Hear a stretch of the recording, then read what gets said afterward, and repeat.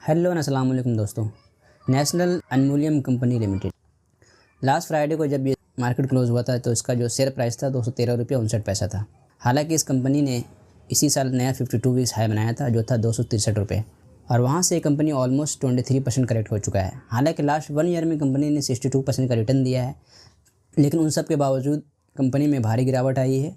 और अभी अगर मैं इसको चार्ट को देखूँ तो इससे देख के पता चलता है कि ये कंपनी जो है 51 days moving average and 100 day moving average के नीचे चल रहा है। हालांकि 200 मूविंग एवरेज डे के ऊपर है, लेकिन कंपनी में अभी क्या है, बेरिश मोड चल रहा है। ये अप ट्रेंड की तरफ नहीं, डाउन ट्रेंड की तरफ जा रहा है। एक बड़ा सपोर्ट लेवल था जो था 216 का, यानी 216 रुपीज़ का, उसने भी ये सपोर्ट तोड़ दिया है।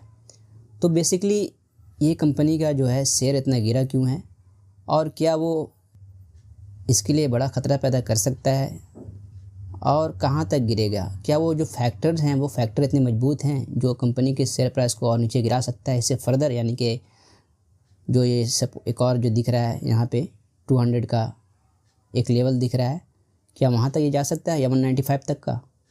तो उसी पर हम बात करेंगे, और हम बात करेंगे किस तरह ये जो फैक्टर है वो बेसिकली कंपनी से रिलेट करता है, और कंपनी का जो रेवेन्यू है वो रेवेन्यू जो आ रहा है उस फैक्टर से कितना रिलेटेड है।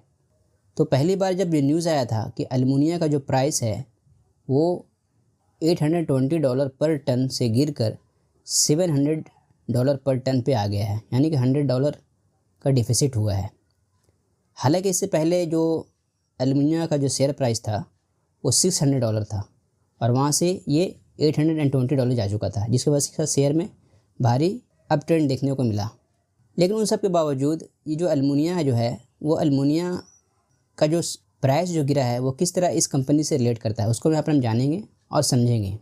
तो उसके लिए मैंने इसका जो कंपनी का जो फाइनेंशियल स्टेटमेंट है वहाँ से कंपनी ने दिखाया है कि सेगमेंट वाइज उसका रेवेन्यू कहाँ से आता है, तो उसको मैंने यहाँ पर लाया है और उससे हम देखेंगे। जैसा कि कंपनी ने इस फाइनेंशियल स्टेटमेंट में दिखाया है, उसका एक स्नैपशॉट है जो मैंने यहाँ पर डाला है कि कंपनी का जो रेवेन्यू था वो मार्च 24 में 13,149.15 करोड़ रुपए था, और उसमें जो कंट्रीब्यूशन था एल्युमिनियम का, जो एक केमिकल्स है जिससे एल्युमिनियम बनाया जाता है, तो उसका जो वैल्यू था वो कितना था 3,601.80 करोड़। तो हम इससे ये देखेंगे कि ये जो कंपनी का टोटल रेवेन्यू है वो कितना परसेंट एल्युमिनियम का रेवेन्यू शामिल है। तो मैंने यहाँ पर निकाला तो देखा मैंने 27.39%, यानी कि ऑलमोस्ट 30%। तो किसी कंपनी में अगर किसी दूसरे प्रोडक्ट की सेगमेंट जो है वो कवर करती है 30% रेवेन्यू का, तो एक बड़ा परसेंटेज है। तो बेसिकली ये एल्युमिनियम का जो प्राइस है वो गिरा क्यों है, तो उसके पीछे 2-4 रीज़न है, उसको लेकर हम बात कर लेते हैं यहाँ पे। जैसा कि न्यूज़ में आया था, आपने सुना ही था कि चाइनीज़ स्मेल्टर्स के नज़दीक जो है वो एल्युमिनियम की डिमांड घट चुकी है। वो क्यों, वो क्या कह रहे हैं? और स्मेल्टर्स किसको बोलते हैं? स्मेल्टर्स उसको बोलते हैं जो एल्युमिनियम जो केमिकल्स है उसकी हेल्प से वो एल्युमिनियम क्रिएट करते हैं या बनाते हैं एक प्रोसेस के जरिए। तो उनका कहना ये है कि एल्युमिनियम की जो प्राइस है बहुत ज़्यादा है, उसकी वजह से हम कॉस्ट बेयर नहीं कर पा रहे हैं, और उसकी वजह से उनकी बहुत सारी ऑपरेशन बंद हो गई। तो यहाँ से एक हमें घाटा मिला कि एल्युमिनियम की डिमांड यहाँ से घट गई। हम जानते हैं कि किस तरह डिमांड और सप्लाई पे मैक्रो इकोनॉमिक्स काम करता है। अगर डिमांड ज़्यादा रहेगा तो गुड्स की प्राइस बढ़ेगी, अगर सप्लाई ज़्यादा होगा तो गुड्स की प्राइस डिक्लाइन होगी। एल्युमिनियम का जो डिमांड है वो डिक्लाइन हुआ है, जिसकी वजह से उसका प्राइस भी डिक्लाइन हुआ है। तो ये एक पहला रीज़न है। और ये ऐसा क्यों?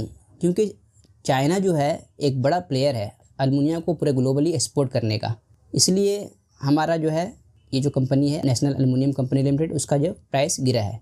दूसरा रीज़न ये है कि जो ऑस्ट्रेलिया का एक कंपनी है मोज़म्बिक में, जिसका कंपनी का नाम है साउथ 32, तो वहाँ से जो ऑस्ट्रेलिया की जो कंपनी है साउथ 32, उससे फोरकास्ट किया जा रहा था कि ऑलमोस्ट 3,50,000 टन्स एल्युमिनियम बनाएगा, जो भी वो भी क्या है, वो भी एक स्मेल्टर से, किसके जरिए? एल्युमिनियम के हेल्प के ज़रिए। क्योंकि एल्युमिनियम बनाने के लिए हमें एल्युमिनियम जो केमिकल है उसका दरकार होता है। यहाँ से इसकी भी डिमांड घटी, ये इसको भी अब एल्युमिनियम नहीं चाहिए, और वो इसलिए कि हम इसे एक्सपोर्ट करते हैं। और मैं आपको यहाँ पर दिखाऊँगा, एनुअल रिपोर्ट से मैंने ये रिपोर्ट निकाला है कि ये भी ऑस्ट्रेलिया को एल्युमिनियम प्रोवाइड करता है। और उसके अलावा मैं अब कंपनी का जो एक्सपोर्ट सेगमेंट्स को दिखाऊंगा कि किस तरह हम एक्सपोर्ट्स करते हैं, कितना एक्सपोर्ट्स का योगदान होता है हमारे इस कंपनी में रेवेन्यू का। तो यहाँ पर आप देख सकते हैं कि टोटल रेवेन्यू जो है वो वही 13,149.15 करोड़, और इसमें जो एक्सपोर्ट्स का जो फिगर है वो 4,279.73 करोड़, ये ऑलमोस्ट 30% समझ लिए। तो ये इस पर भी ये हमारा क्या है इफेक्ट आएगा, क्योंकि वो डिमांड घट गया है एल्युमिनियम का, डिमांड घटने से उसका प्राइस गिरा है, तो इस पर क्या रेवेन्यू का इफेक्ट पड़ेगा इस पर, जिसकी वजह से क्या होता है इन्वेस्टर है वो क्या कर रहे हैं, बेच कर शेयर निकले हैं।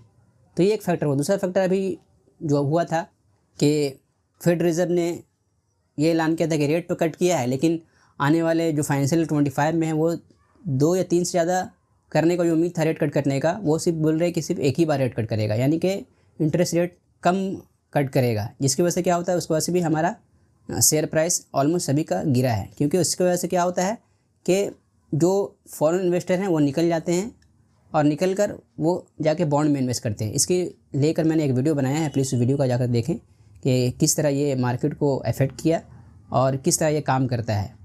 फेड रिज़र्व का जो इंटरेस्ट रेट कट करने से किस तरह हमारे शेयर पे इफेक्ट पड़ा है और किस तरह हमारी जो करेंसी की वैल्यूएशन डॉलर के मुकाबले में गिरा है, इसके लेकर मैंने एक वीडियो बनाया है। उस वीडियो को आप जाकर देख सकते हैं। तो यहाँ पर मैं उसको लेकर बात करने वाला नहीं हूँ।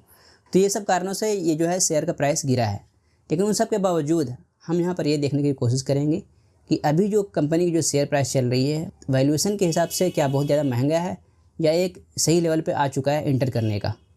क्योंकि एनालिस्ट का मानना है कि ये जो एल्युमिनियम का जो प्राइस है फ़िलहाल के लिए गिरा है शॉर्ट टर्म के लिए, लेकिन लॉन्ग टर्म के लिए जाके बाद में वापस से दाम बढ़ेगा तो फिर हमारा जो कंपनी का जो रेवेन्यू वापस सही मोड में आ जाएगा।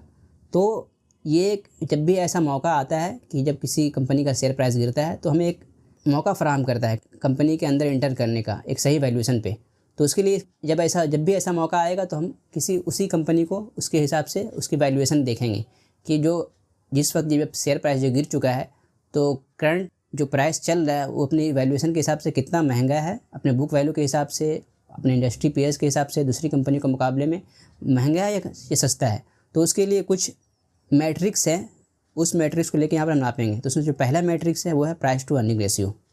तो यहाँ पर अगर इंडस्ट्री एवरेज जो है उसका जो पीई है वो 16.48 है, जबकि नेशनल एल्युमिनियम कंपनी की जो पीई है वो 12.65 है।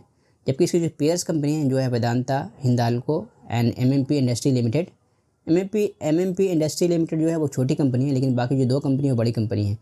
तो इसकी जो हम पीई देख सकते हैं कि 15.56 है वेदांता का, और हिंदाल्को की जो पीई है वो 11.1 है, और एमएमपी की 23.62। अगर सबकी एवरेज करते हैं तो निकलता है 16.76। तो इसके हिसाब से भी नेशनल एल्युमिनियम कंपनी की जो पीई है वो अंडर वैल्यूड है, 12.65 है।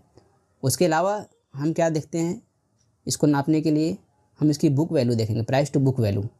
उससे भी हमें जो है पता चलता है कि कंपनी का जो शेयर प्राइस है वो क्या ओवर वैल्यूड है बुक वैल्यू के हिसाब से। तो उसके लिए दूसरी कंपनी जो है उसको आप ला कर देखेंगे कि उनकी प्राइस टू बुक वैल्यू कितनी है। तो फिर वापस मैंने तीनों कंपनी को यहाँ पर दिखाया है और तीनों की प्राइस टू बुक वैल्यू यहाँ पर रखा है। तो वेदांता का जो प्राइस टू बुक वैल्यू है वो 4.83 है, हिंदाल्को की 1.40 और एमएमपी की 3.17। तो यहाँ पर भी हमारा जो प्राइस टू बुक वैल्यू है वो ठीक है, इस कंपनी का वो ओवर वैल्यूड नहीं है। उसके अलावा हम इसको की वैल्यूएशन नापने के लिए हम क्या करते हैं, आरओई देखते हैं, रिटर्न ऑन इक्विटी, कि कंपनी का जो नेट एसेट है उस पर कितना रिटर्न जनरेट कर रहा है। तो नेशनल एल्युमिनियम कंपनी का जो आरओई है वो 17.81 है, कि वेदांता का 30.25, हिंदाल्को का 10.84 और एमएमपी का इंडस्ट्री का 11.83। तो इस हिसाब से भी जो हमारा जो कंपनी का जो आरओई है वो बिल्कुल सही है, 17.81। लेकिन इसमें कुछ एक्सेप्शन है, जैसे कि इसमें इनकंसिस्टेंट प्रॉफिट रहेगा तो आरओई जो है वो सही वैल्यू नहीं दिखा पाएगा। एक्सेस डेट होने की वजह से आरओई बढ़ जाता है, और नेगेटिव अगर इनकम रहेगा तो आरओई नेगेटिव चला जाएगा। तो ये एक एक्सेप्शन है। इसको लेकर मैं एक वीडियो बनाऊंगा कि किस तरह आरओई जो है वो कभी कभी किसी रिटेल इन्वेस्टर को एक रॉन्ग वे में लेकर चला जाता है, जब इस सारे जो एक्सेप्शन मैंने बताया था इस एक्सेप्शन को ध्यान में नहीं रखा जाता है। तो लास्ट वैल्यूएशन मैंने जो देखा है इस कंपनी का वो देखा है मैंने इसका DCF method and relative method के जरिए। तो DCF मेथड के हिसाब से जो इसका जो वैल्यू है शेयर का वो 189 है, और रिलेटिव मेथड के हिसाब से जो इस शेयर का जो वैल्यू है वो 216 है। अगर दोनों का एवरेज करें तो 203 आता है, और कंपनी का जो करंट मार्केट प्राइस जो चल रहा है वो 213.59। तो उसी हिसाब से कंपनी जो है अभी 5% प्रीमियम पे चल रहा है। क्योंकि 5% 10% कोई भी शेयर प्रीमियम पे चलता है। तो वापस यही बात घुमा के आता है कि अभी हम क्या करें इस शेयर को। तो अभी तो ये बिल्कुल ही डाउन ट्रेंड में चल रहा है, तो हमें लगता है कि ये शेयर में हमें एंटर करने का सही मौका अभी नहीं है। हमें वेट करना चाहिए इसके थर्ड क्वार्टर रिजल्ट का, और प्लस अभी फरवरी में ही हमारा जो आने वाला है बजट, उस बजट के हिसाब से भी अपना हम इस शेयर को देखेंगे। तो इस शेयर को भी अपने माइंड में रखें, क्योंकि एक अच्छी कंपनी है, हर साल लगातार ROE इसका बढ़ रहा है, अर्निंग पर शेयर बढ़ रहा है, डेट दम नहीं है, और ये एक ऐसी कंपनी है जिसमें बगैर डर के हम शेयर को डाल सकते हैं अगर लॉन्ग टर्म के लिए इन्वेस्टमेंट करना चाहते हैं तो दोस्तों ये रहा एक शॉर्ट वीडियो। प्लीज़ इस वीडियो को लाइक करें, जितना हो सकता है शेयर करें, ताकि मुझे मोटिवेशन मिले और भी मैं ऐसे वीडियो बनाऊँ। Thank you.